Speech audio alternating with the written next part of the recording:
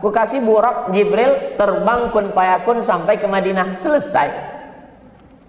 Tapi Allah mau menunjukkan di situ ada pelajaran hijrah.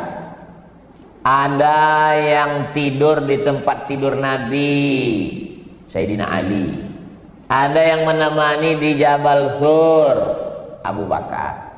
Ada yang ngantar makanan, Asma. Ada yang bawa berita di-update terus, Abdullah. Ada yang pura-pura mengembala kambing di bawah, jaga-jaga mana tahu nanti musuh naik ke atas, Amir bin Fuhairah.